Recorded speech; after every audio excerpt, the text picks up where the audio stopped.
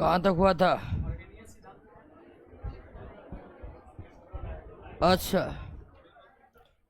Acid base चल रहा था। अरेनियस से होगा।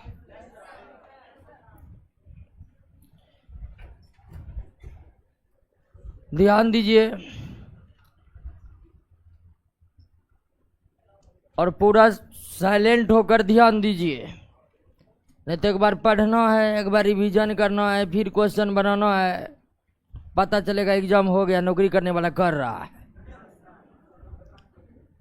इसीलिए क्लास में ही सब कुछ समझने का हुनर पैदा कीजिए, और पैदा है क्योंकि आप वयस्क हैं।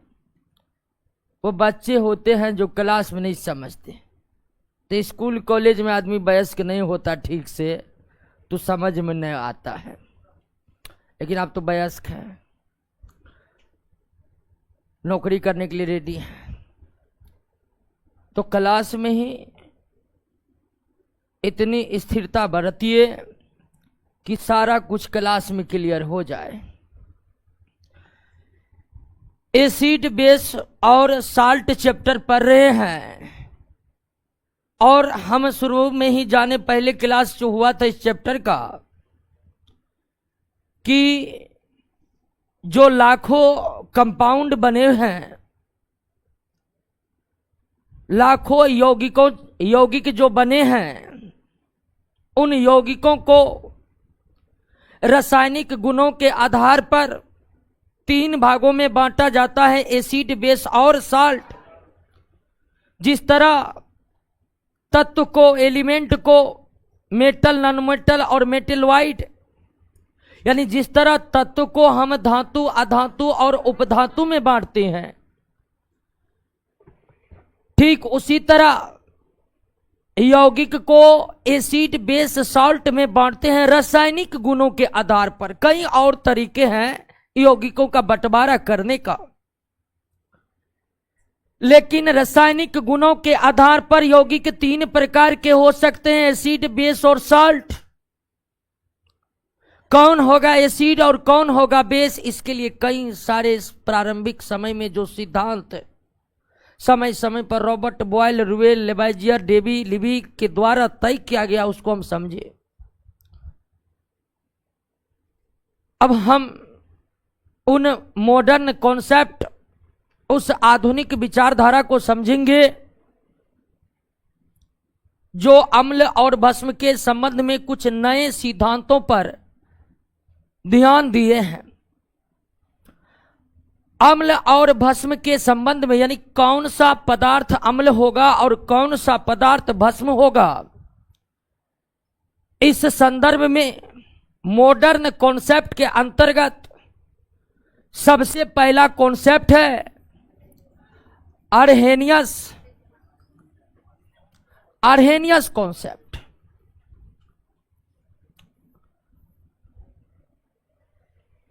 अर्हेनियस कॉन्सेप्ट स्वाभाविक है कि अर्हेनियस वैज्ञानिक का नाम है, और उन्हीं के नाम के आधार पर इस कॉन्सेप्ट का नाम है। अर्हेनियस ने अम्ल और भस्म के संदर्भ में, एसिड और बेस के संदर्भ में एक नए सिद्धांत दी, जो पिछले सभी सिद्धांतों से बिल्कुल अलग था। वे कौन से सिद्धांत थे? तो अर्हेनियस का कहना था कि जो पदार्थ जल में घुलकर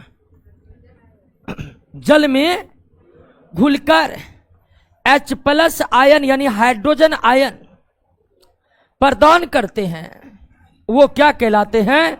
अम्ल कहलाते हैं। क्या कहलाते हैं? एसिड कहलाते हैं। और भस्म वे पदार्थ जो जल में घुलकर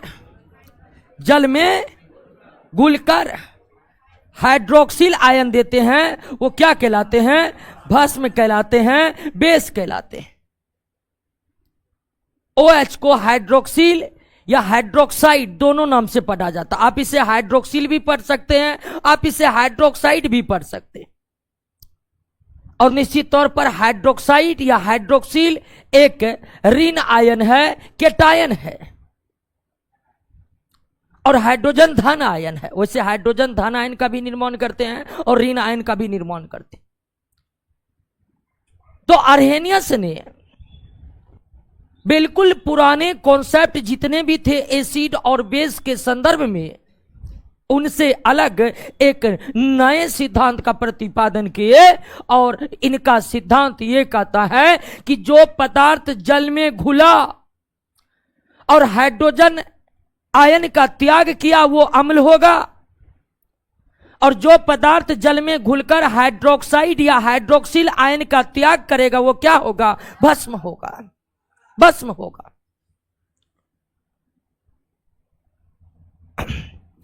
मसलन HCl अम्ल है। क्यों अम्ल है? तो इसे आप जल में डालिएगा तो ये जल में क्या तैयार करेगा?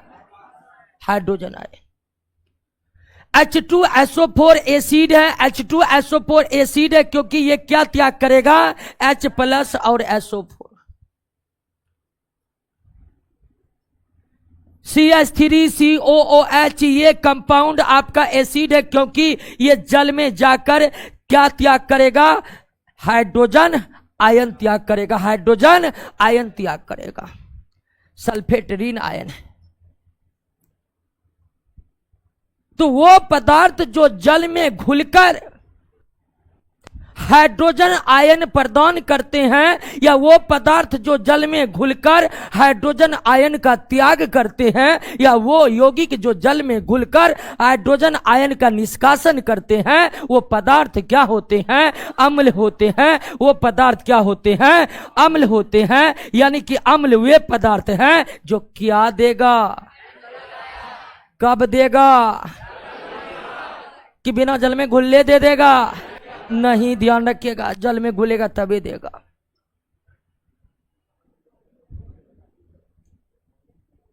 और ठीक उसी तरह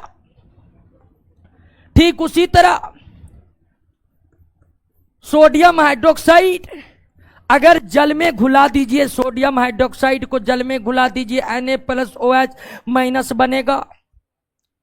सोडियम हाइड्रोक्साइड जल में घुलकर हाइड्रोक्सिल आयन प्रदान कर रहा है। अमोनियम हाइड्रोक्साइड को आप जल में घुला दीजिए, क्या बनाएगा? अमोनियम बनाएगा। ठीक है, अमोनियम बनाएगा और हाइड्रोक्सिल आयन।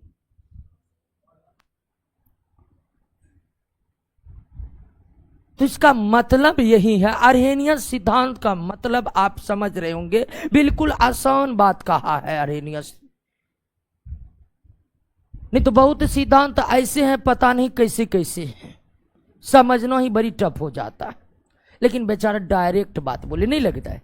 H+ देगा, अम्ल होगा, OH- देगा, भस्म होगा। अब इसे आसान नियम क्या है? क्या भूल जाइएगा? क्या आपको याद नहीं था कि? बिल्कुल याद ही होगा। हम तो कहते हैं कि एक बार क्लास आइए तो कम से कम नोट में उन बातों को तो पढ़कर आइए जो बात को हम पढ़ाएंगे आज क्लास में।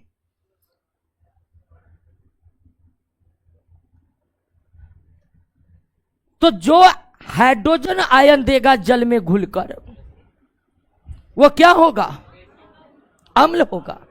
या अम्ल जल में घुलकर कौन सा आयन प्रदान करते हैं? जो पदार्थ जो यौगिक जल में घुलकर हाइड्रोक्सिल आयन देगा वो क्या होगा? बेस होगा। या बेस जल में घुलकर क्या प्रदान करेगा? और आप एक बात जानते हैं कि ऐसा भस्म यानी बेस जो जल में घुलते हैं, जो जल में घुलते हैं उसे क्या कहते हैं? क्षार कहते हैं। उसे क्या कहते हैं? क्षार कहते हैं, अल्कली कहते हैं। ये बात आप जानते हैं कि नहीं जानते? सभी क्षार भस्म है लेकिन सभी भस्म क्षार नहीं है, क्योंकि सभी भस्म जल में घुलते नहीं है। लेकिन अर्हेनियस साहब की जब बात होगी, ये बेचारा तो पहले जल में घुलाते हैं तब कुछ बोले हैं। यानी कि अर्हेनियस के अनुसार भस्म वो पदार्थ है जो जल में घुलकर हाइड्रोक्सिल आयन देते हैं। अर्हेनियस के अनुसार भस्म वो पदार्थ है, भस्म वो यौगिक है जो जल में घुलकर हाइड्रोक्सिल आयन को निष्कासित करते हैं। यानी अर्हेनियस के सिद्धांत के अनुसार भस्म निश्चित रूप से जल में घुलते हैं। यानी कि अर्हेनियस सिद्धांत के अनुसार जितना भी भस्म होगा वो निश्चित ही क्षार। अर्हेनियस सिद्धांत के अनुसार कोई पदार्थ भस्म के रूप में क्लासिफाई हो चुका है तो इसका मतलब है वो जल में घुल चुका है। और अगर भस्म जल में घुल चुका है तो वो क्या है? अगर भस्म जल में घुल चुका है तो क्या है? यानी कि भस्म जितने भी अर्हेनियस सिद्धांत के अनुसार होगा वो निश्चित ही क्या होगा? क्षार होगा। क्लियर हो गया? अम्ल और भस्म के संदर्भ में अर्हेनियस का सिद्धांत कॉन्सेप्ट क्लियर हुआ? क्लियर होने वाला बात है, नहीं याद रखने वाला बात है कि अम्ल वो होगा जो जल में घुलकर क्या देगा? हाइड्रोजन आयन देगा, धनात्मक आयन देगा। भस्म जल में घुलकर क्या देगा? हाइड्रोक्सिल या हाइड्रोक्साइड आयन देगा, माइनस आयन देगा। अर्हेनियस के अनुसार जो भी भस्म होगा निश्चित ही वो क्षार होगा। तो अर्हेनियस ने अम्ल और भस्म के संदर्भ में अपना यह सिद्धांत दे दिया, लेकिन क्या इन सिद्धांतों के आधार पर, क्या अर्हेनियस के सिद्धांतों के आधार पर सभी अम्ल और सभी भस्म की पहचान हो सकती है? नहीं हो सकती। अर्हेनियस का सिद्धांत सही तो है, लेकिन अर्हेनियस का सिद्धांत सभी अम्ल और भस्म की पहचान करने में सक्षम नहीं है। सभी अम्ल भस्म की पहचान करने में सक्षम नहीं है। सबसे पहले आप जानते हैं कि फेरिक क्लोराइड ये जल में नहीं घुलते, जल में नहीं घुलते, लेकिन इसकी प्रकृति क्या है? अम्लीय है। इसकी प्रकृति अम्लीय है। अब कहिएगा कि ये कैसे जानेंगे कि इसकी प्रकृति अम्लीय है? तो अम्ल का सबसे बड़ा गुण यही है कि वे भस्म से अभिक्रिया करके लवण और जल का निर्माण करते। किसी भी भस्म से इसकी अभिक्रिया करा दीजिए, लवण बन जाएगा, लवण बन जाएगा। फेरिक क्लोराइड है। आप जान चुके हैं ना अर्हेनियस के सिद्धांत के अनुसार कि यह क्या है? बेस है, क्योंकि इसमें OH है। अभिक्रिया करा दीजिए, बिल्कुल करा देते हैं, बन जाएगा क्या? फेरिक हाइड्रोक्साइड बन जाएगा। क्या बन जाएगा? और सोडियम क्लोराइड, यहां ये क्या हो गया? लवण हो गया। लेकिन यहां पर फेरिक ऑक्साइड बनेगा, जल का नहीं निर्माण होगा। जल का बनना कोई जरूरी नहीं है, जरूरी किसका बनना है? लवण का बनना। तो फेरिक क्लोराइड अम्ल के सबसे बड़े गुणों का प्रदर्शन कर रहा है कि नहीं कर रहा है? लेकिन ये जल में, तो इसके मतलब अगर जल में नहीं घुल रहा है तो अर्हेनियस के अनुसार ये अम्ल साबित कर सकते हैं इसको। तो अर्हेनियस का नियम बिल्कुल सही है कि अम्ल जल में घुलकर हाइड्रोजन आयन देते हैं और भस्म जल में घुलकर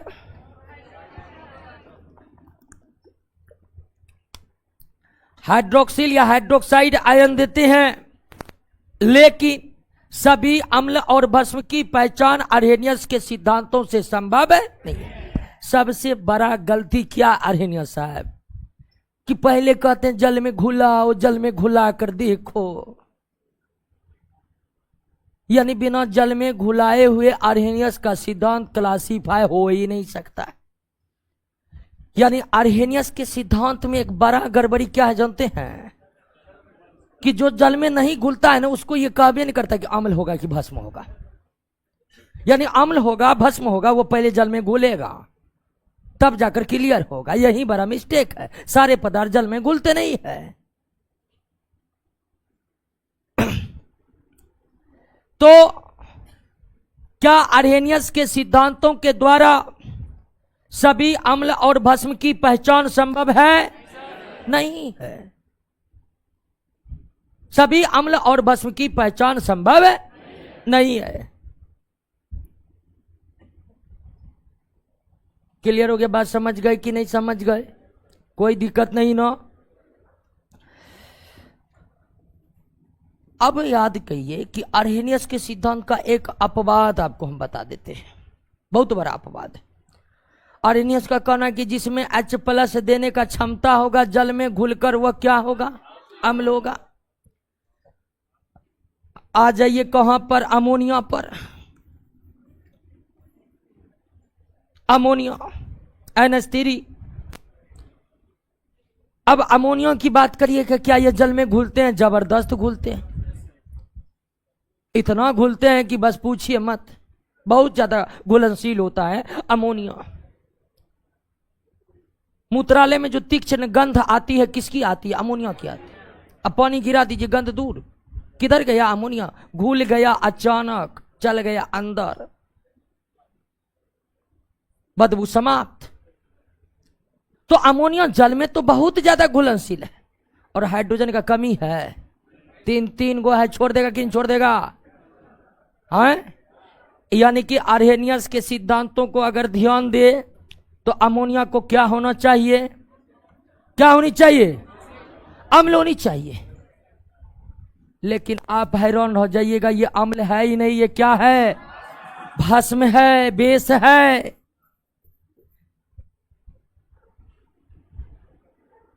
अर्हेनियस यहीं पर आकर फ्लॉप किया था। अर्हेनियस से बोला गया कि अमोनिया का ये चेक कर लेते हैं, कहा कि बाद में आते। पूरा सिद्धांत गलत हो जाएगा। तो अमोनिया एक बहुत बड़ा अपवाद है अर्हेनियस के सिद्धांत का, बहुत बड़ा अपवाद। ये जल में घुलकर हाइड्रोजन आयन देकर फिर भी यह भस्म के समान व्यवहार प्रदर्शित करता है, ये अम्ल नहीं है अर्हेनियस का सिद्धांत, जबकि इसे अम्ल साबित कर देता है। तो अर्हेनियस का सिद्धांत केवल उन्हीं पदार्थों पर लागू होते हैं जो पदार्थ जल में घुलते हैं। जो पदार्थ जल में नहीं घुलते हैं उन पदार्थों को अम्ल भस्म के रूप में अर्हेनियस का सिद्धांत वर्गीकरण कर ही नहीं पाता है।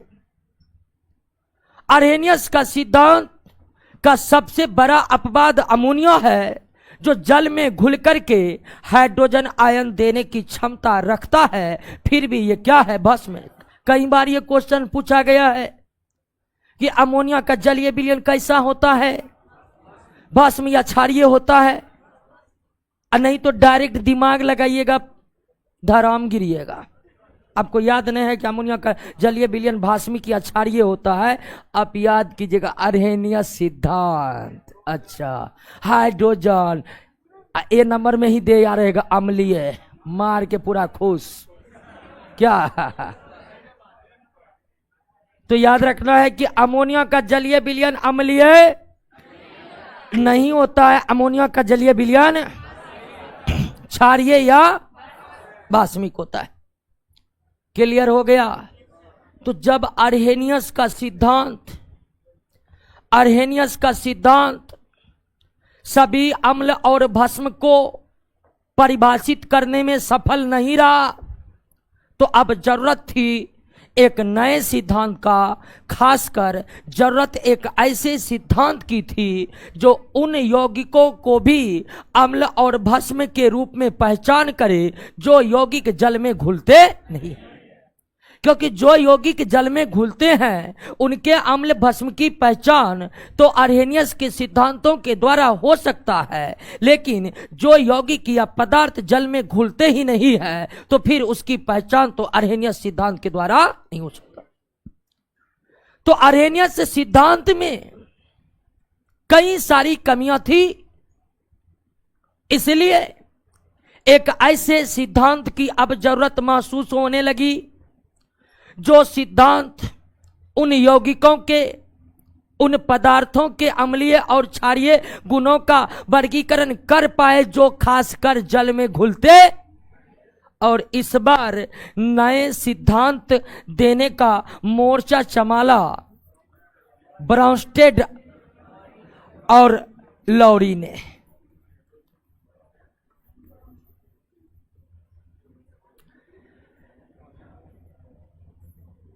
अर्हेनियस के सिद्धांत के बाद अम्ल और भस्म के संदर्भ में जो नया कॉन्सेप्ट आया वो ब्राउनस्टेड लॉरी का सिद्धांत था। और ये दोनों ही, ब्राउनस्टेड और लॉरी दोनों ही इंग्लैंड के जाने माने रसायनज्ञ थे, केमिस्ट्री के विद्वान थे।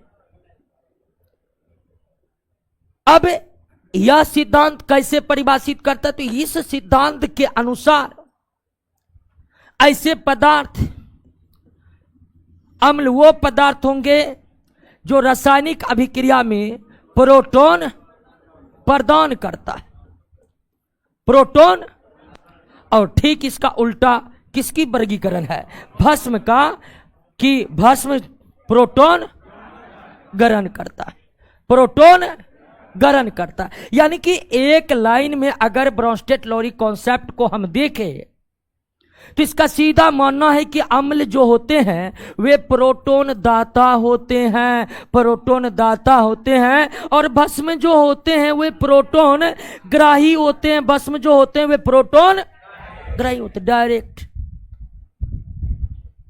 हम तो कहिए तो जल में भी घुलाने की बात नहीं करते, ये तो और आसान है याद रखने में। क्या जी, है कि नहीं है?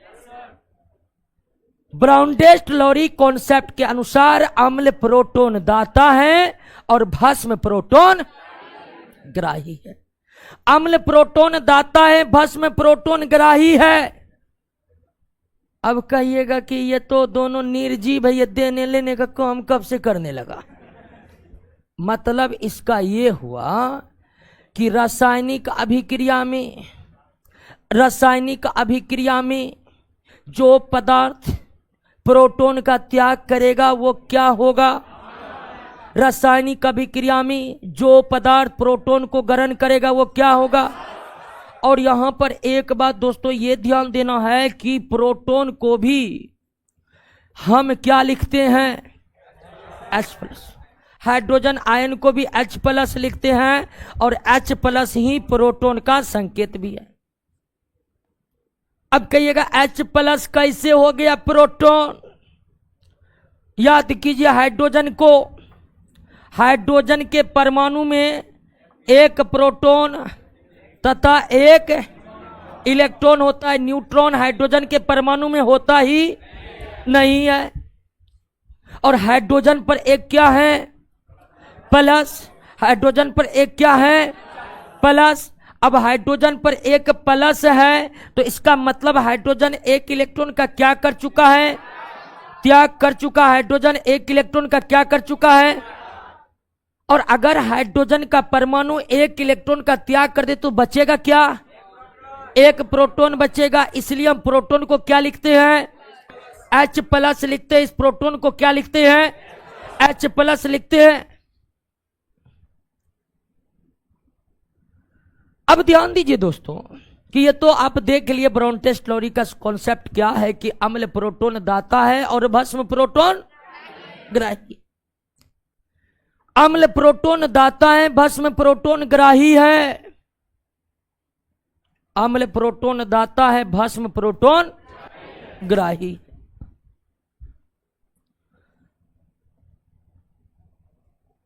अमोनिया क्लासिफाई हो रहा था अर्हेनियस के सिद्धांत के अनुसार कि भस्म है, लेकिन ब्राउनस्टेड लॉरी कॉन्सेप्ट पर अमोनिया साबित हो जाएगा कि वो क्या है? भस्म।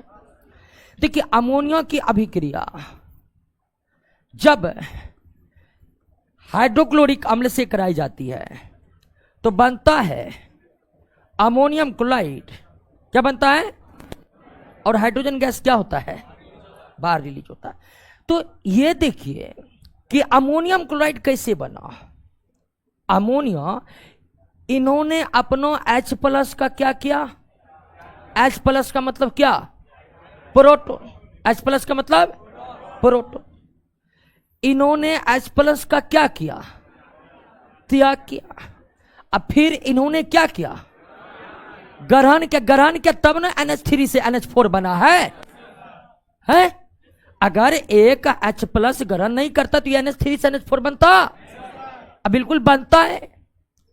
कई काम तो नहीं देखे, हम देखे हैं जी, मतलब हम जानते हैं करत। आपको याद रखना पड़ेगा रिएक्शन को। तो आप क्या देख रहे कि यहां पर HCl प्रोटॉन का त्याग कर रहा है और अमोनिया उसको, और जो ग्रहण करेगा वो क्या होगा? जो ग्रहण करेगा भस्म होगा। साबित हो गया कि अमोनिया भस्म है, क्योंकि रासायनिक अभिक्रियाओं के दौरान यह एक प्रोटॉन ग्रहण करने की क्षमता रखता है, और HCl साबित हो रहा है कि यह अम्ल है। क्लियर है बात, समझ गए? आर्हेनियस के सिद्धांत के अनुसार अम्ल भस्म का क्या परिभाषा है?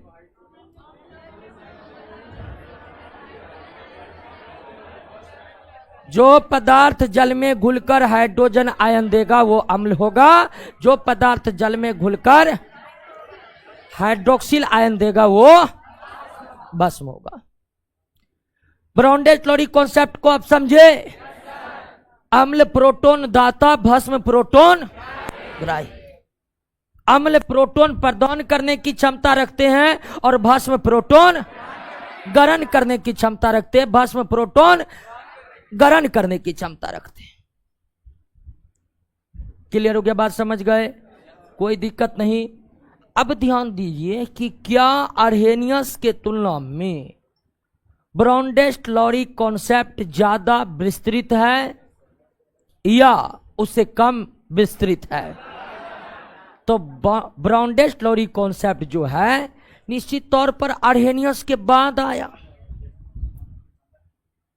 आर्हेनियस के बाद आने का मतलब ही है कि अब एक ऐसा सिद्धांत पेश होगा जो आर्हेनियस का भी ऊपर होगा। ये तो बिल्कुल हम पहले से ही जान गए कि जब ये आर्हेनियस सिद्धांत के बाद हम ब्राउनडेस-लौरी कॉन्सेप्ट को पढ़े। तो इससे पहले जो आर्हेनियस का सिद्धांत था उसकी सबसे बड़ी कमजोरी क्या थी? बिल्कुल, आर्हेनियस की सिद्धांत की कमजोरी यह थी कि वह अम्ल भस्म की पहचान तब करता है जब पदार्थ जल में घुलते हैं। लेकिन यहां पर ब्राउनडेस-लौरी कॉन्सेप्ट में जल में घुलने की सवाल ही नहीं है। ब्राउनडेस-लौरी कॉन्सेप्ट आर्हेनियस के कॉन्सेप्ट से काफी विस्तृत कॉन्सेप्ट है, क्योंकि ब्राउनडेस-लौरी कॉन्सेप्ट के द्वारा जल में घुले हुए पदार्थों की अम्ल भस्म के रूप में पहचान तो हो ही सकती है, लेकिन इस सिद्धांत के द्वारा उन पदार्थों के भी पहचान हो सकती है अम्ल भस्म के रूप में जो जल में घुलता नहीं, जो जल में घुलता नहीं है। क्लियर बात आपको समझ में आ गई पूरी? कोई दिक्कत नहीं दोस्तों। लेकिन एक बात यहां पर भी है कि इनका भी जो सिद्धांत है वे सभी अम्ल भस्म का वर्गीकरण करने में सक्षम है। ब्राउनडेस-लौरी का कॉन्सेप्ट निश्चित ही आर्हेनियस के कॉन्सेप्ट के तुलना में ज्यादा विस्तृत है। ये बिल्कुल उन सभी पदार्थों के भी अम्ल और भस्म के रूप में पहचान करने में सक्षम है जो जल में घुलते नहीं है, जो जल में घुलते नहीं है। लेकिन यह सिद्धांत भी सभी अम्ल और भस्म के गुणों का व्याख्या करने में सक्षम नहीं। अब कहिए कि इसमें ऐसा क्या रह गया, इसमें ऐसा क्या रह गया जो ये सभी अम्ल भस्म का वर्गीकरण करने में सक्षम नहीं है? तो ऐसे कई पदार्थ है जो रासायनिक अभिक्रिया में भाग तो लेते हैं लेकिन प्रोटॉन देने लेने का काम नहीं करते। ये प्रोटॉन देने लेने का काम कई यौगिकों के द्वारा रासायनिक अभिक्रियाओं में होता ही नहीं है। अब बात कीजिए कार्बन डाइऑक्साइड का। कार्बन डाइऑक्साइड को जल में घुला दीजिए, क्या बनता है? अम्ल। ना प्रोटॉन देने का क्षमता है ना लेने का क्षमता इस कार्बन डाइऑक्साइड में। जब भी रासायनिक अभिक्रिया में भाग लेता है साझेदारी पर ध्यान देता है, लेने देने का खेल जो है इस यौगिक को पता ही नहीं है। तो क्या हम कार्बन डाइऑक्साइड को ब्राउनडेस-लौरी के कॉन्सेप्ट के द्वारा समझा सकते कि अम्ल है? नहीं समझा सकते। यानी कि सभी अम्ल भस्म की व्याख्या करने में ना तो आर्हेनियस का सिद्धांत सफल हुआ, ना ही ब्राउन-डस्ट-लौरी का सिद्धांत सफल हुआ। लेकिन इतना जरूर है कि ब्राउन-डस्ट-लौरी का जो कॉन्सेप्ट है एसिड और बेस के संदर्भ में, वे आर्हेनियस से ज्यादा विस्तृत है। अब जब सभी अम्लों के व्याख्या करने में यह सिद्धांत भी सफल नहीं हुआ, तब तो अभी और सिद्धांत आने की जरूरत है कि ना है? अब मोर्चा संभाल लेंगे लुईस।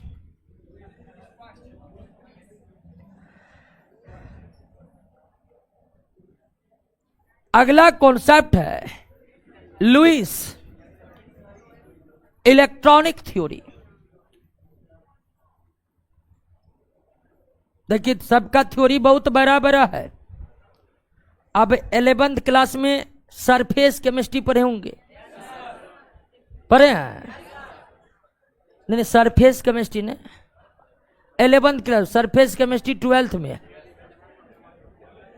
हाँ, केमिकल इक्विलिब्रियम नामक एक चैप्टर है 11th क्लास में, चौथा चैप्टर है। तो आप 11th क्लास में अगर केमिस्ट्री साइंस स्ट्रीम से होगा तो आप 11th क्लास में जब केमिकल इक्विलिब्रियम वाला चैप्टर, जिसको हिंदी में रासायनिक साम्य कहते हैं, उसके अंतर्गत इन तीनों सिद्धांत को पढ़ा जाता है और काफी विस्तृत रूप से पढ़ा जाता है। तो हम तो उतना विस्तार कर नहीं रहे हैं, सिर्फ ऊपर ऊपर से समझा रहे, जितना में आप टॉपर हो जाए। वाह मत करिए, बोले कि पूरी स्थिरता बरत करके सारे चीज को क्लास में याद करिए। अम्ल जल में घुलेगा, घुलेगा कि नहीं घुलेगा? सभी अम्ल घुलेगा? नहीं, सही पकड़ रहे हैं, ध्यान ठीक है सबका। लुईस इलेक्ट्रॉनिक थ्योरी, अब नाम से ही स्पष्ट हो रहा है कि इनका सिद्धांत जो है वह इलेक्ट्रॉन के आधार पर है कि नहीं है? लुईस इलेक्ट्रॉनिक थ्योरी यह बता रहा है कि इनके सिद्धांत का जो आधार है वो है परमाणु का इलेक्ट्रॉन।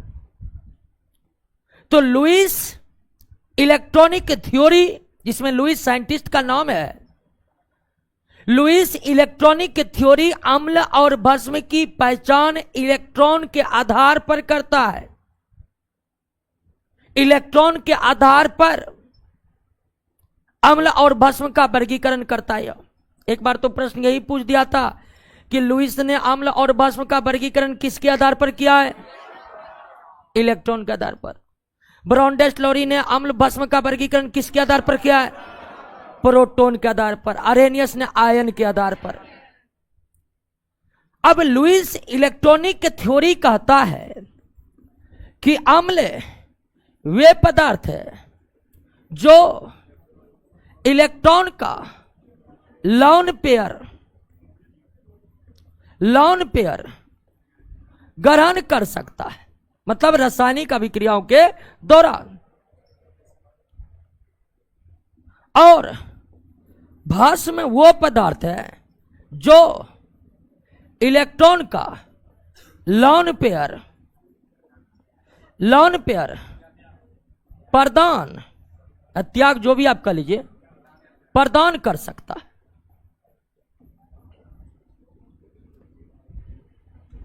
अम्ल वह पदार्थ है जो इलेक्ट्रॉन का लोन पेयर ग्रहण कर सकता है।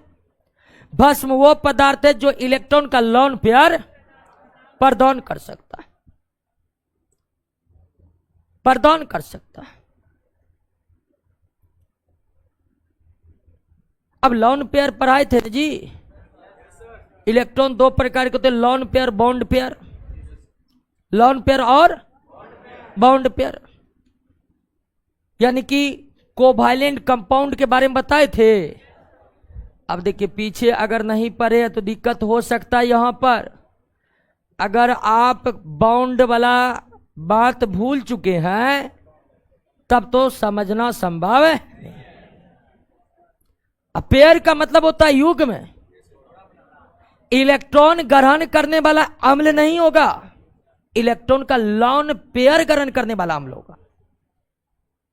इलेक्ट्रॉन प्रदान करने वाला भस्म नहीं होगा, बल्कि इलेक्ट्रॉन का लॉन पेयर प्रदान करने वाला क्या होगा? भस्म। साझेदारी, कुछ जैसे कि अमोनिया बनता है तो नाइट्रोजन में वैलेंस इलेक्ट्रॉन की संख्या 5 होती है। कितनी होती है? 5 होती है। और हाइड्रोजन में वैलेंस इलेक्ट्रॉन की संख्या 1 होती है। तो हाइड्रोजन को अस्थायी बनने के लिए 2 इलेक्ट्रॉन चाहिए, और नाइट्रोजन को 8, 2, 2, 4, 2, 6, 2, 8। इसमें आप क्या देख रहे हैं कि नाइट्रोजन का जो ये 2 इलेक्ट्रॉन है, ये साझेदारी में भाग लिया ही, किसी परमाणु का वो इलेक्ट्रॉन जो रासायनिक बंधन बनते समय साझेदारी में भाग नहीं लेता है, उसे क्या कहते हैं? Lone pair. और यह है bound pair, bound pair, bound pair, यह है लॉन पेयर। अम्ल लॉन पेयर ग्रहण करने की क्षमता रखते हैं और भस्म लॉन पेयर प्रदान। जैसे अमोनिया है, अमोनिया में 1 लॉन पेयर है ना, यह प्रदान कर सकता है। इसलिए यह लुईस का इलेक्ट्रॉनिक सिद्धांत के अनुसार क्या है, और इसकी पहचान ब्राउन-डस्ट-लॉरी कॉन्सेप्ट के आधार पर भी हो चुका है कि यह क्या है। बस क्लियर है, बात समझ गए? तो लुईस के सिद्धांतों को उतना विस्तार नहीं देना है। लुईस का सिद्धांत अम्ल और भस्म का वर्गीकरण इलेक्ट्रॉन के आधार पर किया है। लुईस के इलेक्ट्रॉनिक सिद्धांत के अनुसार अम्ल वे पदार्थ है जो इलेक्ट्रॉन के लॉन पेयर को ग्रहण कर सकता है, और भस्म वो पदार्थ है जो इलेक्ट्रॉन के लॉन पेयर को त्याग कर सकता है, प्रदान कर सकता है।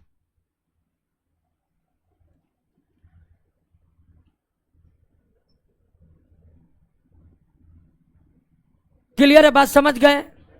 अब ध्यान दीजिए कि लुईस का इलेक्ट्रॉनिक सिद्धांत क्या अब तक के दोनों सिद्धांत से ज्यादा विस्तृत है? तो बिल्कुल।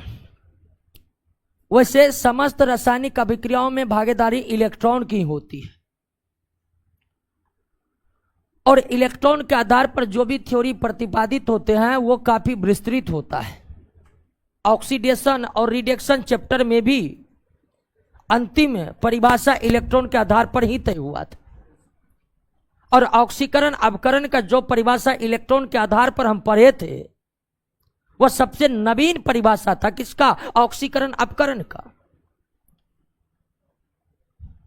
तो लुईस का इलेक्ट्रॉनिक कॉन्सेप्ट जो है ये निश्चित ही अर्हेनियस से ज्यादा विस्तृत है और ब्राउन-डस्ट-लॉरी से भी ज्यादा विस्तृत है।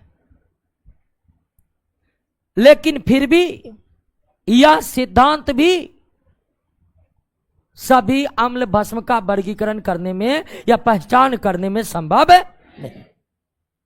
यानी यह सिद्धांत भी दोनों सिद्धांत के तुलना में ज्यादा व्यापक होकर भी सभी अम्ल भस्म की पहचान करने में सक्षम नहीं है। और लुईस के इलेक्ट्रॉनिक सिद्धांत का सबसे बड़ा कमी क्या है जानते हैं? आप कोऑर्डिनेट बॉन्ड के बारे में पढ़े होंगे। कोऑर्डिनेट बॉन्ड, उप संयोजक बंध, उप संयोजक बंध।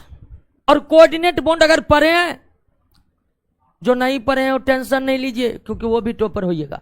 जो पढ़े हैं ध्यान दीजिए कि कोऑर्डिनेट बॉन्ड जो है, कोऑर्डिनेट बॉन्ड तभी निर्मित होता है जब खेल होता है किसका? अगर आपको जरा सा भी याद, लॉन पेयर इधर उधर हुआ, बॉन्ड बना कौन? और इसका मतलब जब लुईस अपने सिद्धांत के अनुसार कह रहा है कि अम्ल इलेक्ट्रॉन का लॉन पेयर ग्रहण कर सकता है और भस्म इलेक्ट्रॉन का लॉन पेयर त्याग कर सकता है, इसका मतलब यह हुआ कि अम्ल और भस्म जब भी आपस में अभिक्रिया करेंगे कौन बॉन्ड बनेगा? कोऑर्डिनेट बॉन्ड बनेगा। यानी कि लुईस के इलेक्ट्रॉनिक के सिद्धांत को अगर थोड़ा सा विस्तार देकर आप समझने का कोशिश कीजिएगा तो यहां लॉन पेयर का लेन देन हो रहा है। और इलेक्ट्रॉन का लोन पेयर लेन देन होने पर कोऑर्डिनेट बॉन्ड बनते हैं, उपसह संयोजक बंधन बनता है। इसका मतलब हुआ कि लुईस ये बता रहे हैं कि जब भी अम्ल भस्म की अभिक्रिया होगी तो कौन बॉन्ड बनेगा, लेकिन ऐसा होता नहीं है। सभी अम्ल भस्म के अभिक्रिया के समय उपसह संयोजक बंधन कोऑर्डिनेट बॉन्ड का निर्माण नहीं होता है, कोऑर्डिनेट बॉन्ड का निर्माण नहीं होता। तो लुईस का जो इलेक्ट्रॉनिक्स थ्योरी है वह अर्हेनियस और ब्राउन-डस्ट-लॉरी कॉन्सेप्ट के तुलना में ज्यादा विस्तृत जरूर है, लेकिन फिर भी लुईस का इलेक्ट्रॉनिक थ्योरी सभी अम्ल भस्म की पहचान करने में सक्षम नहीं है। और लुईस की इलेक्ट्रॉनिक थ्योरी की सबसे बड़ी कमियां यह है कि लुईस का इलेक्ट्रॉनिक थ्योरी यह बताता है कि जब भी अम्ल और भस्म की अभिक्रिया होगी कोऑर्डिनेट बॉन्ड यानी कि उपसह संयोजक यौगिक बनेगा, जबकि ऐसा होता नहीं है। बनता है लेकिन सभी अभिक्रियाओं में नहीं। लेकिन अर्हेनियस सिद्धांत में एक बड़ी कमियां होने के बावजूद इस लुईस के इलेक्ट्रॉनिक्स सिद्धांत में एक ऐसी विशेषता है जो न अर्हेनियस में है न ब्राउन-डस्ट-लॉरी में। वो क्या आप जानते होंगे या नहीं जानते तो जान जाइए कि धातु के जो ऑक्साइड होते हैं, धातु के जो ऑक्साइड होते हैं जैसे calcium oxide, sodium monoxide, beryllium oxide, ये सब की प्रकृति क्या होती है। और अधातु के जो ऑक्साइड होते हैं, अधातु के जो ऑक्साइड होते हैं, अधातु के जो ऑक्साइड जैसे कार्बन का ऑक्साइड कार्बन डाई, सल्फर का ऑक्साइड सल्फर डाई, फास्फोरस का ऑक्साइड फास्फोरस पेंटा ऑक्साइड, ये सभी के सभी क्या होते हैं, अम्लीय होते हैं। धातु के ऑक्साइड क्षारीय होते हैं, अधातु के ऑक्साइड अम्लीय। धातु का ऑक्साइड क्षारीय होते हैं, अधातु का ऑक्साइड अम्लीय होते हैं। लेकिन इसकी पहचान न तो अर्हेनियस सिद्धांत कर पाता है न ही ब्राउन-डस्ट-लॉरी सिद्धांत कर पाता है। धातु के ऑक्साइड अम्लीय, धातु के ऑक्साइड की प्रकृति क्षारीय होगी, इसकी पहचान आप न तो अर्हेनियस के सिद्धांतों से कर सकते हैं न ही ब्राउन-डस्ट-लॉरी के कॉन्सेप्ट के तहत कर सकते हैं। और फिर अधातु के ऑक्साइड अम्लीय होते हैं, इसकी भी पहचान न तो अर्हेनियस के सिद्धांतों से हो सकती है न ही ब्राउन-डस्ट-लॉरी के सिद्धांतों से हो सकती है। अगर धातु का ऑक्साइड क्षारीय है और अधातु का ऑक्साइड अम्लीय है तो यह पहचान केवल और केवल कौन कर सकता है, लुईस कर सकता है। कौन कर सकता है, लुईस का इलेक्ट्रॉनिक सिद्धांत कर सकता है। कोई दिक्कत समझ में आ गया ना। तो 3 मॉडर्न कॉन्सेप्ट याद रखना है, अर्हेनियस, ब्राउन-डस्ट-लॉरी और लुईस। डायरेक्ट अर्हेनियस के अनुसार अम्ल H+ देगा और भस्म में OH- देगा जल में। ब्राउन-डस्ट-लॉरी कॉन्सेप्ट के अनुसार अम्ल प्रोटॉन दाता है, भस्म प्रोटॉन ग्राही। लुईस के इलेक्ट्रॉनिक सिद्धांत के अनुसार अम्ल इलेक्ट्रॉन का लोन पेयर ग्रहण करेगा और भस्म इलेक्ट्रॉन का लोन पेयर। लेकिन तीनों ही सिद्धांत सभी अम्ल भस्म के गुणों का पहचान करने में सक्षम है। तो अब सवाल है कि क्या ऐसा कोई सिद्धांत है जो सभी अम्ल और भस्म के गुणों की पहचान कर ले? तो ऐसा कोई सिद्धांत नहीं है जो सभी अम्ल और भस्म के गुणों की पहचान कर ले। जहां पर अर्हेनियस लागू होता है वहां पर उसको लागू कर देते हैं, जहां पर ब्राउन-डस्ट-लॉरी कॉन्सेप्ट लागू होता है वहां पर उसका उपयोग कर लेते हैं, जहां पर लुईस लगाने का मन होता है वहां पर लुईस लगाकर पहचान कर लेते हैं। यानी तीनों सिद्धांत के द्वारा हम सभी अम्ल भस्म की पहचान कर सकते हैं, लेकिन कोई एक सिद्धांत सभी अम्ल भस्म की पहचान करने में सक्षम है। क्लियर बात समझ में आई कि नहीं आई? आ गई। तीनों आधुनिक सिद्धांत सभी अम्ल भस्म के गुणों का व्याख्या करने में सक्षम नहीं है, लेकिन तीनों सिद्धांतों का सहायता लेकर हम सभी अम्ल भस्म की पहचान कर सकते। क्लियर हो गया? खत्म हो गया। मॉडर्न कॉन्सेप्ट ऑफ एसिड और बेस, बस इतना ही याद रखना है। अगर किसी को लगेगा, अंदर में फीलिंग आता होगा कि अभी भी हम कुछ नहीं समझे, आपको हम बता देते ये फीलिंग उसी दिन दूर होगा जिस दिन ज्वाइनिंग लेटर आएगा। समझे कि नहीं समझे? हाँ, इसीलिए जिसको भी हल्का हल्का फीलिंग होता है कि इतना बात हम बोले, 2-4 बात नहीं समझे, उसको हम कहते हैं कि आप क्वेश्चन पर जाइएगा।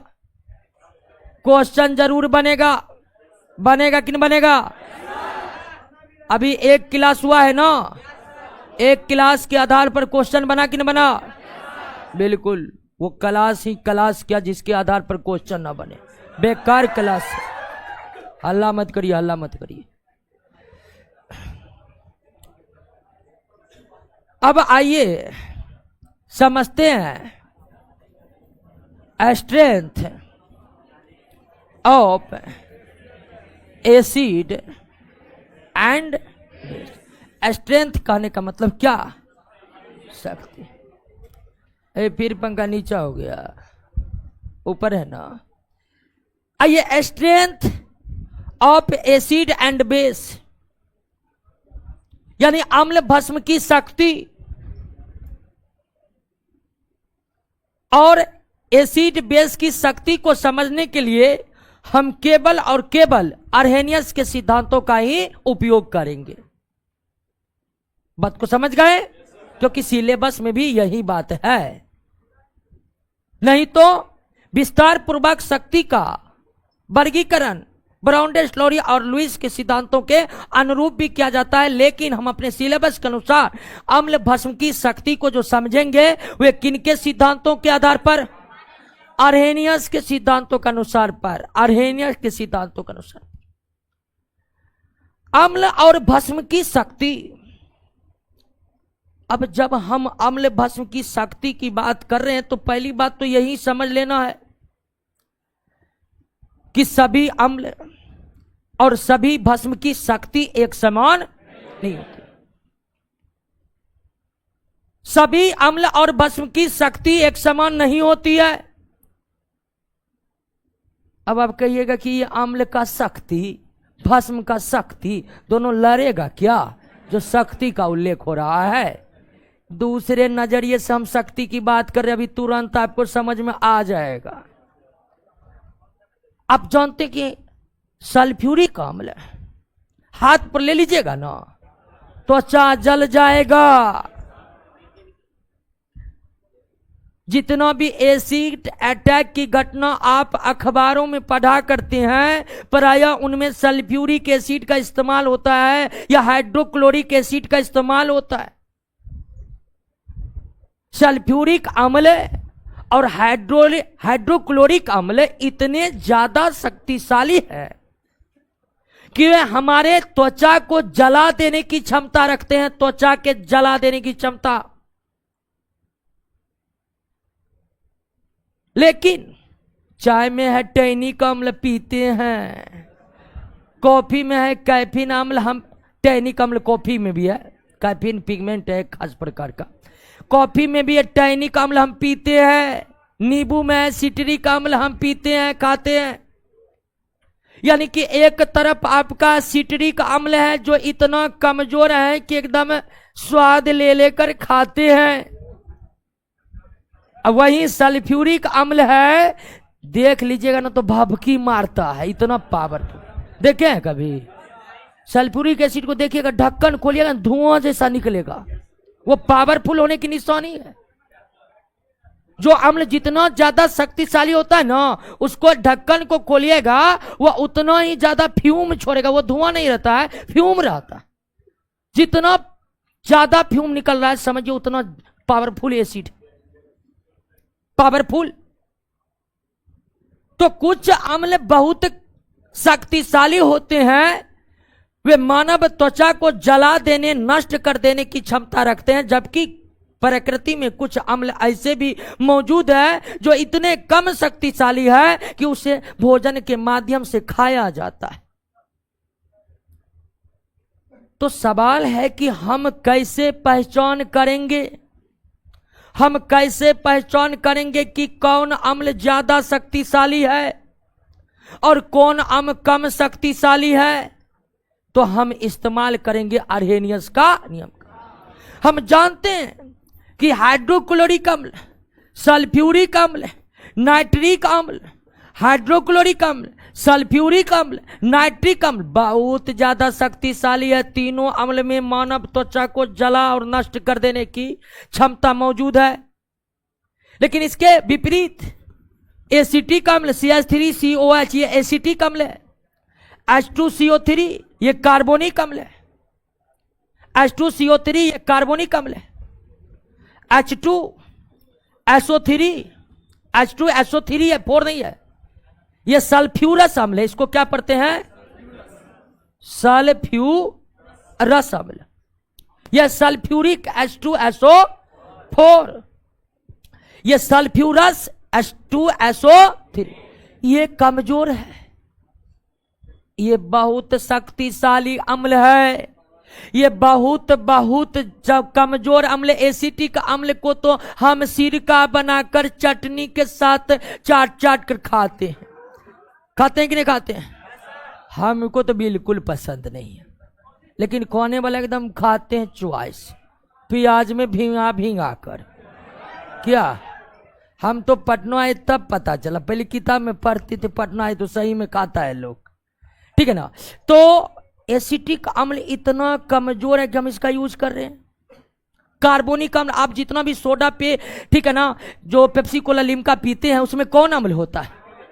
कार्बोलिक अम्ल होता है, सॉरी कार्बोनिक अम्ल है, कार्बोनिक अम्ल, लेकिन लीक है, ये निक है। तो कारण क्या है? कारण है दोस्तों हाइड्रोजन आयन का। किसका? हाइड्रोजन। ये अम्ल बहुत ज्यादा शक्तिशाली है, उसका भी कारण हाइड्रोजन आयन। ये अम्ल बहुत ज्यादा कमजोर है, उसका भी कारण हाइड्रोजन आयन। जो अम्ल जल में घुलकर जितना अधिक हाइड्रोजन आयन देगा उसकी शक्ति उतनी अधिक होगी। जो अम्ल जल में घुलकर जितना कम हाइड्रोजन आयन देगा उसकी शक्ति कम। हाइड्रोक्लोरिक अम्ल एसिटिक अम्ल के तुलना में ज्यादा शक्तिशाली है। क्यों? क्योंकि हाइड्रोक्लोरिक अम्ल जल में घुलकर जितना हाइड्रोजन आयन प्रदान करेगा उसके तुलना में बहुत कम हाइड्रोजन आयन देने में सक्षम है। कौन? अब ध्यान दीजिए कि जल में घुलकर आयन त्यागने की घटना को आयनन कहते थे। एक परिभाषा दिए थे ना आयनन, आयोनाइजेशन का, कि जल में घुलकर आयन का त्याग करना क्या कहलाता है? आयनन। हाइड्रोक्लोरिक अम्ल एसिटिक अम्ल के तुलना में इसीलिए ज्यादा शक्तिशाली है कि हाइड्रोक्लोरिक अम्ल ज्यादा हाइड्रोजन आयन देता है, एसिटिक अम्ल जल में घुलकर कम हाइड्रोजन आयन देता है। या इसके बदले आप दूसरा बात यह बोल सकते हैं कि हाइड्रोक्लोरिक अम्ल का आयनन बहुत ज्यादा होता है, उतना आयनन किसका नहीं हो पाता है? एसिटिक अम्ल। हाइड्रोक्लोरिक का आयन बहुत ज्यादा होता है, या कहिए संपूर्ण आयनन हो जाता है हाइड्रोक्लोरिक अम्ल का, इसीलिए ज्यादा से ज्यादा हाइड्रोजन आयन निकलता है। जबकि एसिटिक एसिड का संपूर्ण आयनन नहीं होता है, एसिटिक एसिड का आंशिक आयनन ही होता है, जिसके कारण एसिटिक एसिड जल में घुलकर बहुत कम हाइड्रोजन आयन देते हैं। ठीक उसी तरह आपसे पूछेगा कि H2SO4 H2CO3 के तुलना में ज्यादा शक्तिशाली है। क्यों? क्योंकि सल्फ्यूरिक एसिड ज्यादा हाइड्रोजन देगा जल में घुलकर, किसके तुलना में? H2CO3 कार्बोनिक अम्ल के तुलना में, या सल्फ्यूरिक अम्ल का पूर्ण आयन संपूर्ण आयनन होगा जबकि इसका आंशिक आयनन होगा। ज्यादा हाइड्रोजन आयन देने का मतलब उसका पूरा आयनन हो रहा है, संपूर्ण आयनन हो रहा है, और कम हाइड्रोजन आयन देने का मतलब उसका संपूर्ण आयनन नहीं हो रहा है, आंशिक आयनन ही हो रहा है। क्लियर है? बातों को समझ गए? अब दोस्तों इन तीनों अम्ल को कहा जाता है खनिज अम्ल, क्योंकि इन तीनों अम्ल का ज्यादातर इस्तेमाल उद्योगों में होता है। किसके? उद्योग में। खासकर सल्फ्यूरिक एसिड को तो अम्लों का राजा, अम्लों का नहीं, रासायनिक पदार्थों का राजा कहा जाता है, क्योंकि इसके बिना कोई इंडस्ट्री चल ही नहीं सकता। इंडस्ट्री जो छोड़िए, घर नहीं चल सकता। घरेलू उपयोग में जितने ही हम कार्य एसिड के रूप में करते हैं सब सल्फ्यूरिक एसिड ही रहता है। तो हाइड्रोक्लोरिक अम्ल, सल्फ्यूरिक अम्ल, नाइट्रिक अम्ल का उद्योगों में ज्यादा इस्तेमाल होने के कारण इसे किस नाम से भी जाना जाता है? खनिज अम्ल के नाम से भी जाना जाता है। समझ गए? अम्ल और भस्म की शक्ति को आप समझे कि नहीं समझे? कोई दिक्कत है? बताइए, है दिक्कत? नाइट्रिक अम्ल सल्फ्यूरस अम्ल से ज्यादा शक्तिशाली है। क्यों? नाइट्रिक अम्ल HNO3 सल्फ्यूरस अम्ल से ज्यादा शक्तिशाली क्यों? क्योंकि नाइट्रिक अम्ल का संपूर्ण आयनन होता है, सल्फ्यूरिक अम्ल का, सल्फ्यूरस अम्ल का आंशिक आयनन होता है। या नाइट्रिक अम्ल जल में घुलकर सल्फ्यूरस अम्ल के तुलना में ज्यादा हाइड्रोजन आयन प्रदान करते हैं। कोई दिक्कत है? बताइए। अब आपको बताए कि कुछ अम्ल इतने ज्यादा शक्तिशाली है कि वे हमारे त्वचा को जला और नष्ट कर देने की क्षमता रखते हैं। रखते हैं कि नहीं रखते? सो रहे हैं? सो रहा, अभी टाइम है सोने का। पक्का लिट्टी मारा होगा, चाउमीन मारा होगा। अरे हल्ला मत करिए। खाना खा करके दिन में 2 घंटा सो जाइए, दिन का झंझटे समाप्त। रात में 2 घंटा कम सोइए जी, सिंपल सा लॉजिक। ये दिन में नहीं सोने का जिसको आदत है, ये आदत बहुत, अगर सक्सेस होना है ना दिन में सोना पड़ेगा। क्योंकि जानते हैं आप दिन में 2 घंटा नहीं सोइएगा ना, दिन का 10 घंटा सही से उपयोग नहीं कर पाइएगा। बता रहे हैं। इसीलिए हम कहते हैं कि रात का टाइम घटाइए और दिन में टाइम बढ़ाइए। बस समझ रहे ना? आप रात में 12 बजे जगते हैं तो 2 बजे तक जग जाइए, कोई फर्क नहीं पड़ेगा। और जो 2 घंटा ज्यादा किए हैं वो दिन में सो जाइए। दिन भी मस्त, रात भी मस्त। क्या? रात में भी सवेर सो जाने का कोई मजे नहीं। जब सब सो जाए तब सो के जाइए। सब सो गया, सुकून से बाहर निकलिए एकदम, तब बुझाएगा शहर में अकेले आदमी है जी। क्या नौकरी होगा तो पहले हमको होगा। फालतू आदमी सबसे तो सो चुका, ये फीलिंग होगा, उसके बाद नींद अच्छा होगा और उठिए, फिर दिन में सो जाइए। दिन भी मस्त, रात भी मस्त। नहीं तो दिन में जबरदस्ती जगे हैं, जब टाइम पर जगना है तबे सोए हैं, मतलब क्लास में सोए हैं। ध्यान दीजिए कि कुछ अम्ल बहुत ज्यादा पावरफुल है जो मानव के त्वचा को जला देने की क्षमता रखते हैं। लेकिन प्रकृति में कई ऐसे फल हैं, कई ऐसे पौधों के उत्पाद हैं जिसमें अम्ल पाए जाते हैं और उन्हें हम बड़ी चाव से खाते हैं। जो अम्ल को हम खाते हैं उसे खासकर कार्बनिक अम्ल कहते हैं। क्या कहते हैं? जो अम्ल उद्योगों में इस्तेमाल होता है उसे। जो अम्ल हम खाते हैं वो क्या है? कार्बनिक, क्योंकि जो अम्ल हम खाते हैं उसमें निश्चित ही कार्बन के परमाणु उपस्थित है। और जो अम्ल हम खाते हैं, जिस अम्ल की शक्ति बहुत कम है, उसके लिस्ट आपके नोट में दिया हुआ है, एक बार नजर दौड़ा दीजिए।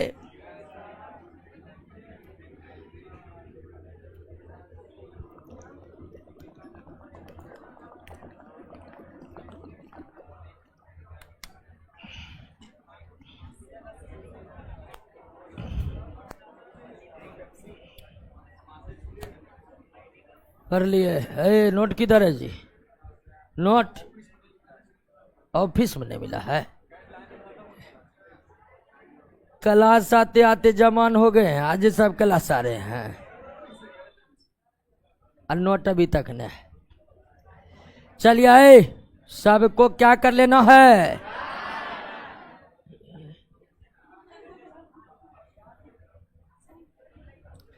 अब तो याद कर लीजिएगा, सेब में कौन अम्ल?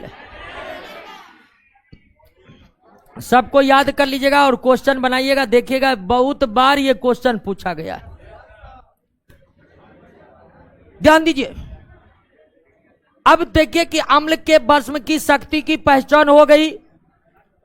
जिसका जितना अधिक आयनन होगा वह उतना ही ज्यादा शक्तिशाली, जिसका जितना कम आयनन होगा वह कम शक्तिशाली होगा। या जो अम्ल जल में घुलकर ज्यादा से ज्यादा हाइड्रोजन आयन प्रदान करेंगे उसकी शक्ति, जो अम्ल जल में घुलकर कम से कम हाइड्रोजन आयन प्रदान करेंगे उसकी शक्ति कम होगी। सीधा सवाल है।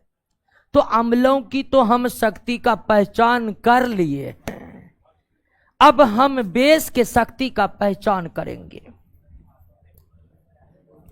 भस्म की शक्ति का पहचान करेंगे। और निश्चित तौर पर हम पहचान जो कर रहे हैं शक्ति का, वो अर्हेनियस के सिद्धांतों का इस्तेमाल कर रहे हैं।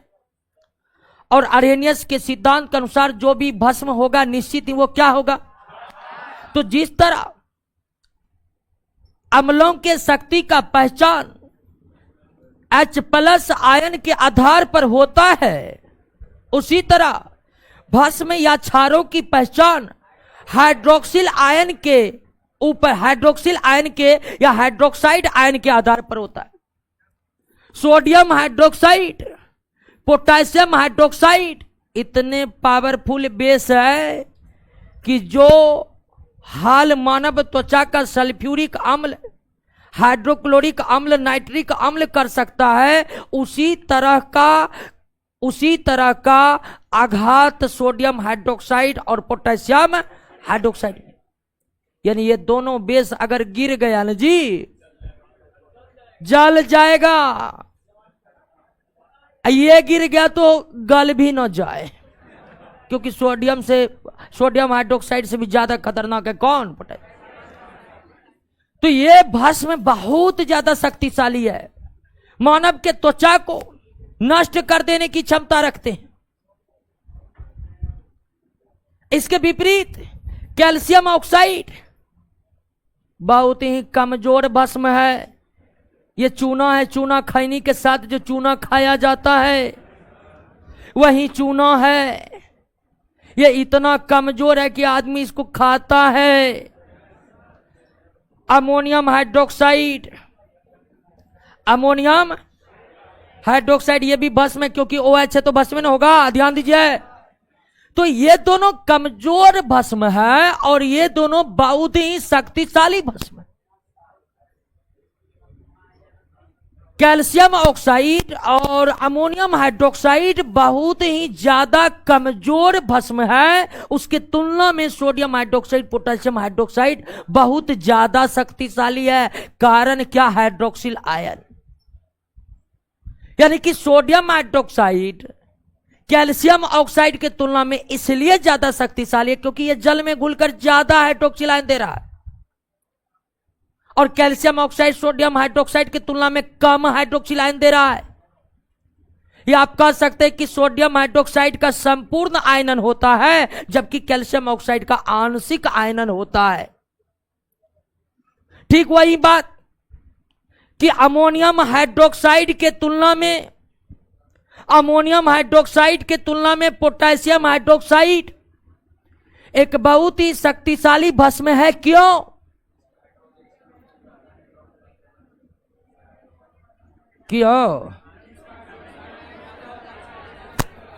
क्लियर हो गया? बातों को समझ गए? कोई दिक्कत नहीं ना? अब ध्यान दीजिए कि जो बहुत शक्तिशाली अम्ल भस्म है, अब समझ गए ना?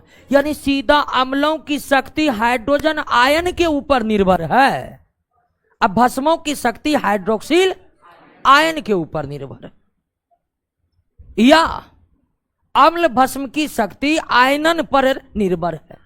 क्योंकि आयन का त्याग करना आयनन ही कहलाता है। आयन का त्याग करना क्या कहलाता है? आयनन ही कहलाता है। तो आप दो बात कर सकते। पहली बात कि अम्ल की शक्ति हाइड्रोजन आयन और भस्म की शक्ति हाइड्रोक्सिल आयन पर डिपेंडेंट है। जो अम्ल जितना अधिक जल में घुलकर हाइड्रोजन आयन देगा उसकी शक्ति उतनी अधिक होगी, जो भस्म जल में घुलकर जितना हाइड्रोक्सिल आयन देगा उसकी शक्ति उतनी अधिक। और दूसरी बात आप यह कह सकते हैं कि अम्ल और भस्म की शक्ति आयनन पर निर्भर करता है। जिसका संपूर्ण आयनन होगा जल में, वैसे आयनन का मतलब होता है जल में घुलकर आयन का त्याग करना। जिसका संपूर्ण आयनन होता है वो शक्तिशाली, जिसका आंशिक आयनन होता है वो कमजोर। तो जो शक्तिशाली अम्ल और भस्म है, जो शक्तिशाली अम्ल और भस्म है, उसे हम स्टोर कहां पर करेंगे? क्योंकि शक्तिशाली है वो सबसे अभिक्रिया करता है। आप कहिएगा कि ये बाल्टीन ले लिए और इतरा रहे हैं कि बाल्टीन स्टील का है, वो अभी दादाजी के जमाने का, तब का स्टील भी बहुत मजबूत रहता था। क्या आजकल टेक्नोलॉजी बढ़ी है, मांग बढ़ा है, तो क्वालिटी क्या हो गया है? घाट गया। समझे कि नहीं समझे? ऐसा हम नहीं कर रहे हैं, ऐसा लोग कहते हैं तो हम कभी कहते। बाल्टीन में अगर आप कहिएगा स्टील का बाल्टीन नाइट्रिक अम्ल रख देते हैं, इसी में पता चलेगा कि लोहा का है। जबरदस्त रिएक्शन हुआ है बाल्टिए में कि पेंदी तेंदी सब खत्म थोड़ी देर के बाद।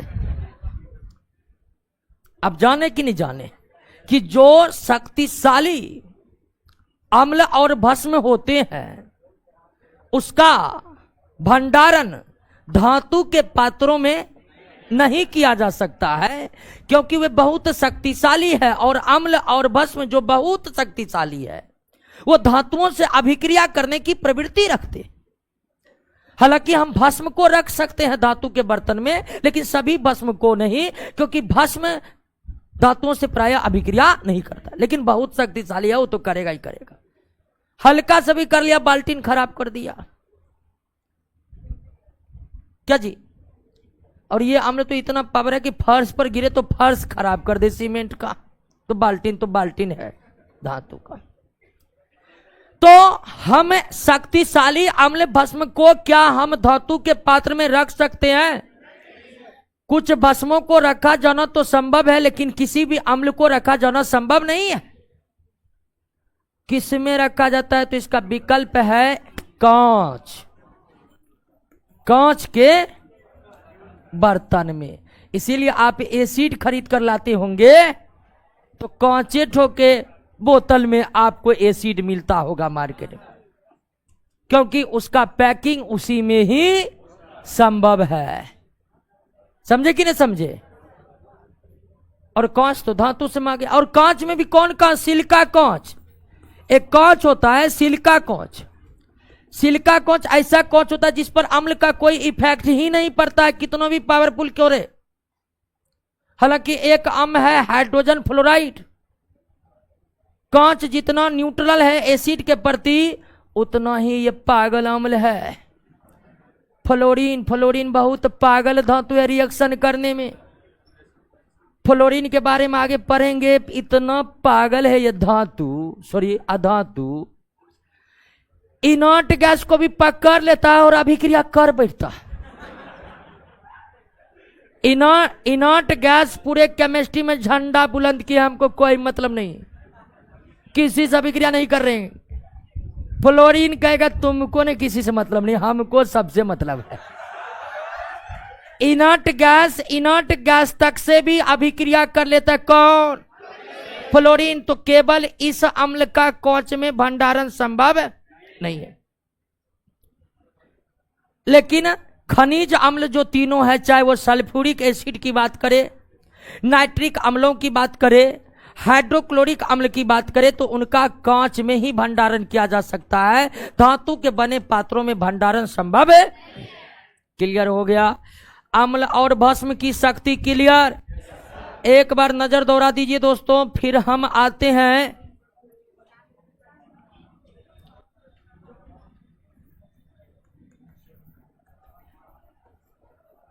सांद्र अम्ल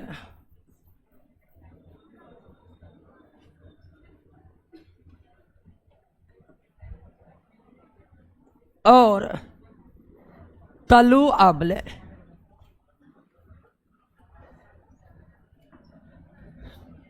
डाइल्यूट एसिड।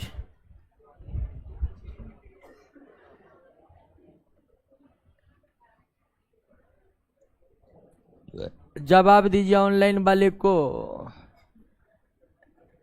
बिट्टू कुमार को दीजिए जवाब, हमारे नाम है, दे दीजिए। क्या पूछ रहा है? क्या कहिए न, समझ गए। अब उसमें क्या है? हाइड्रोजन जितना देगा उतना ज्यादा शक्तिशाली होगा। आइए समझते हैं सांद्र अम्ल तनु अम्ल, कॉन्सेंट्रेट एसिड और डाइल्यूट एसिड। किसे कहेंगे कॉन्सेंट्रेट एसिड और किसे कहेंगे डाइल्यूट एसिड? देखिए, कोई भी एसिड के नमूने में 100% एसिड नहीं होते। आप जो जाते हैं एसिड खरीद कर लाते हैं, वो 100% नहीं होता।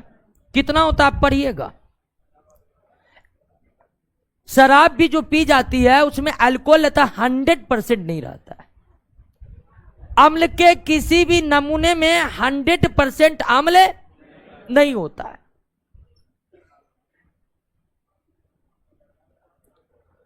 हंड्रेड % अम्ल नहीं होता है। क्यों नहीं होता है?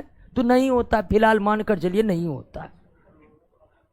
अगर किसी अम्ल के नमूने में जल की मात्रा बहुत ज्यादा है और अम्ल की मात्रा बहुत कम है, तो उसे क्या कहेंगे? तनु अम्ल। यानी तनु अम्ल ऐसा अम्ल है, तनु अम्ल ऐसा अम्ल है जिसमें जल की मात्रा बहुत ज्यादा होती है, अम्ल की मात्रा बहुत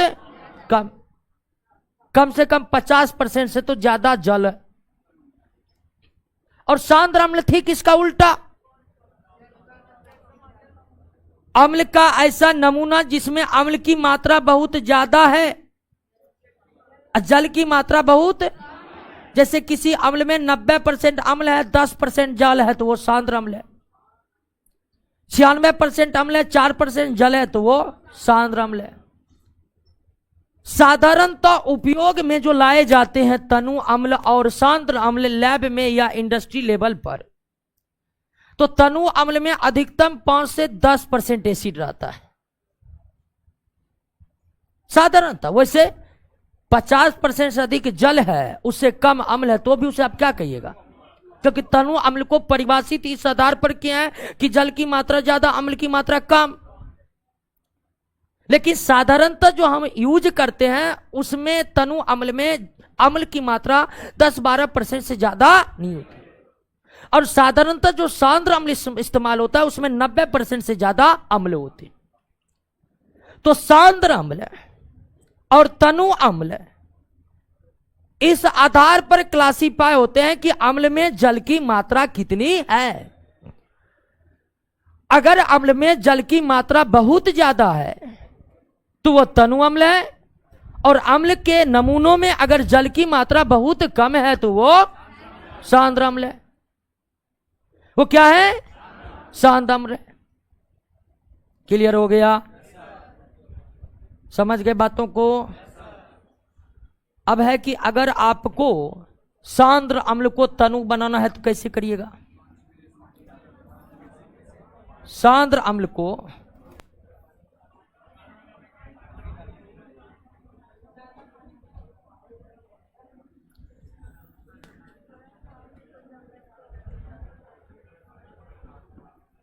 सांद्र अम्ल,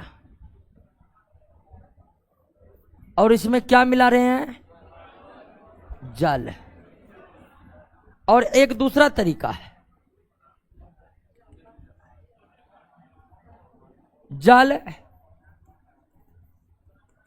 और सार। ये दोनों तरीके से बना सकते हैं कि नहीं?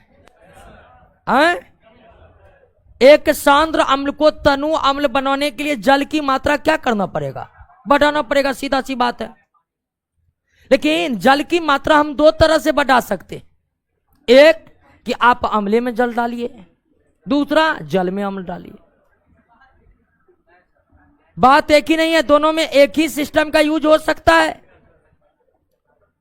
हम इसका इस्तेमाल नहीं कर सकते हैं।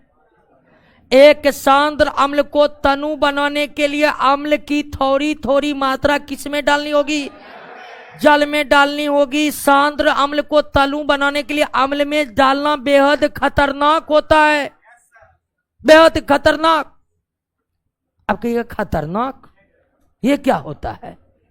खतरनाक ये इसलिए होता है कि अम्ल जो शक्तिशाली है उसको जल मिलेगा, वो बहुत तेजी के साथ रिएक्शन करेंगे। और अम्ल और जल के बीच रिएक्शन ऊष्माक्षेपी होता है। ऊष्मा यानी ऐसी अभिक्रिया जिसमें ऊष्मा उत्पन्न।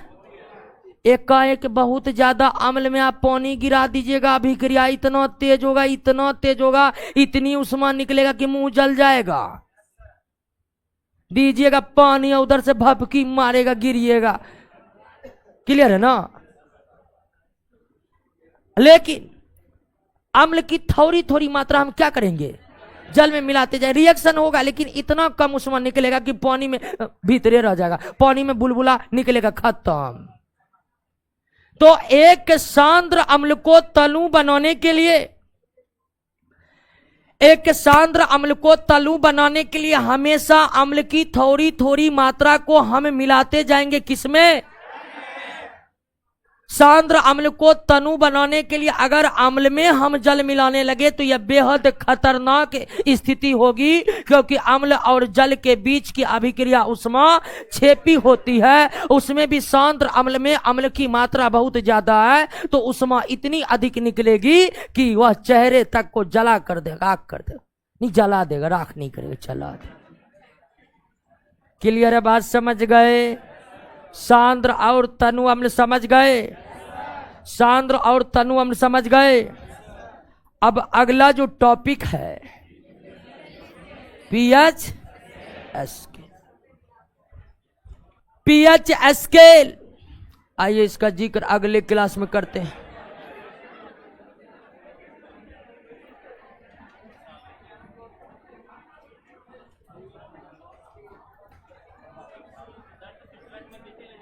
क्या?